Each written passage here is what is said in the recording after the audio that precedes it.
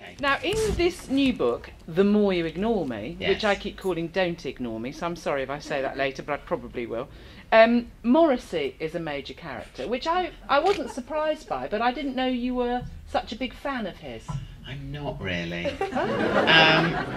I admire Morrissey a lot, and I think his lyrics are absolutely great, and I like the fact that he's kind of so tongue-in-cheek.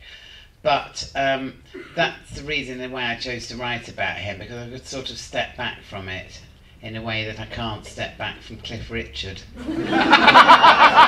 really. Who wouldn't you write about? I don't know. So, has Morrissey read it? He has. Did he like it? I don't know. Because I did actually meet him fairly recently, and I met his mum as well, and his mum said she thought it was great. And then he turned to me like the worst headmaster you could ever imagine and went, "Now, Joe, the more you ignore me." And I thought, oh, he's going to say something really horrible or trite or irritating. So I just said, "Don't want to know." And so he didn't tell me, so I've no idea whether he enjoyed it or not. I know, it's a bit of a weird thing to do. But I would rather not know than have him go, it's not quite bonkers enough for me.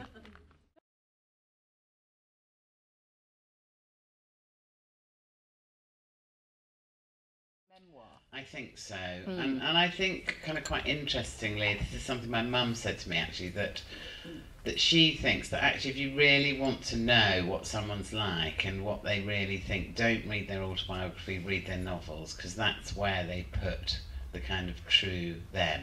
Because when you write your autobiography, you're obviously going to try and make yourself look good, aren't you?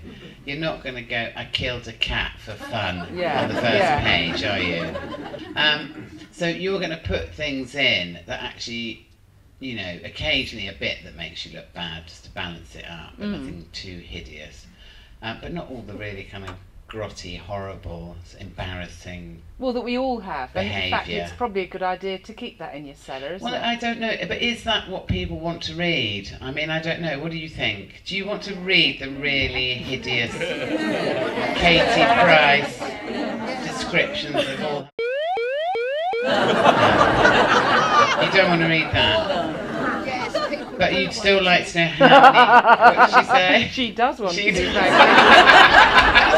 Stand up.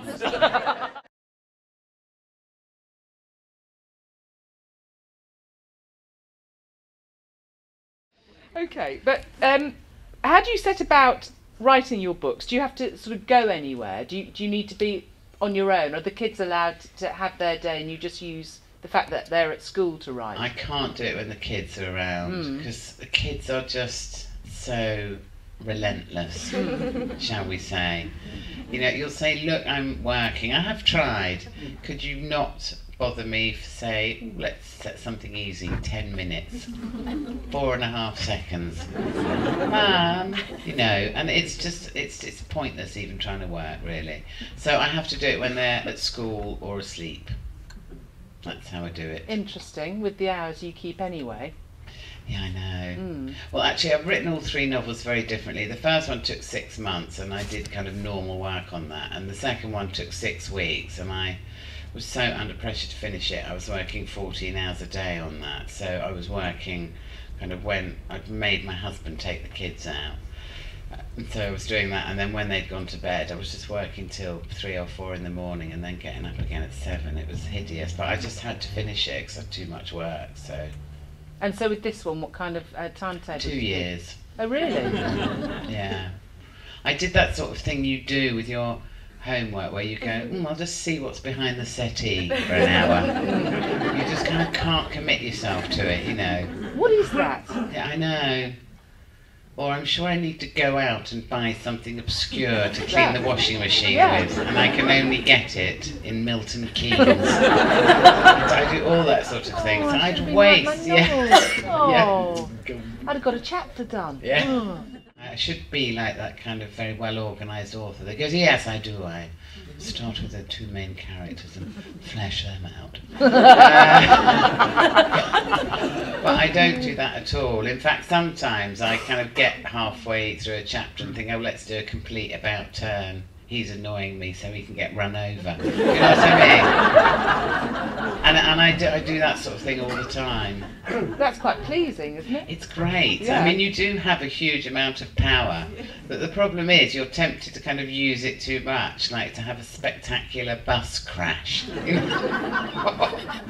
Or kind of like, you know, a kind of hamster convention where lots of hamsters for no reason at all turn up in Shropshire. And, you know, Because it's funny. it's funny, that's right. So you have to be really careful you're not just being silly, because I am quite silly and I'm so tempted. But it means that you've got to have a strong editor then, I guess. Yes, and indeed I do have one. And actually I think that's very important, actually, an editor that doesn't kind of pander to you, but also isn't kind of intensely critical, but is able to tell you which bits are just a bit rubbish. And you kind of know that already. Yeah, absolutely. Yeah. I mean, like this book, I wrote 5 chapters and then I completely binned them. Oh, really? Yeah, it was really hard.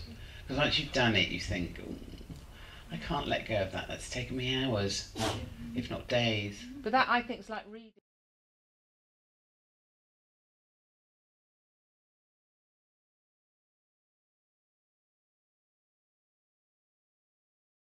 And to me, sort of having a blank screen, it's just like thinking, I haven't done my homework for a year and I've got to do it all in 3 months. And it is really, really hard. Plus, if you've got no memory, you write something and then you forget the name of that character. Yeah.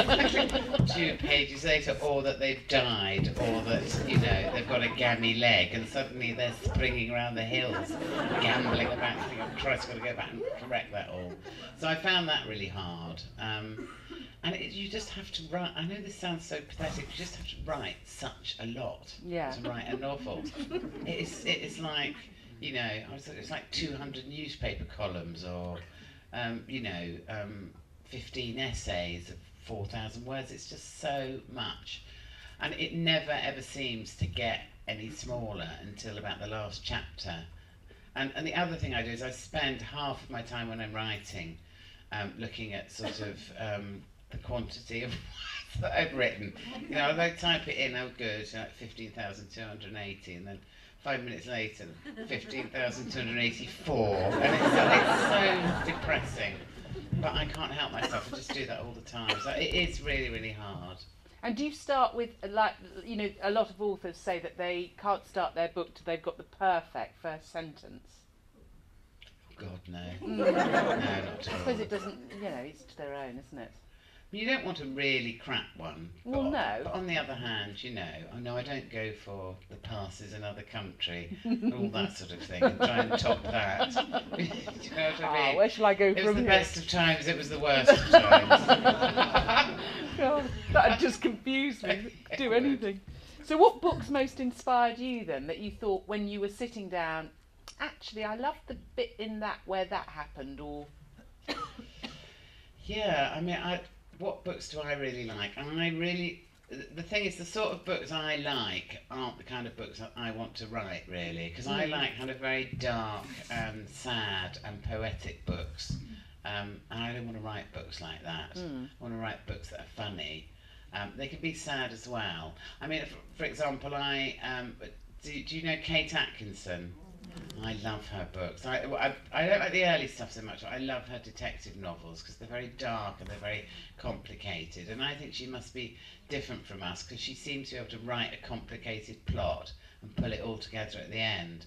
I can't do that. I have to make mine very simple. Someone goes to the shop and then they come back at the end. Because I can't remember.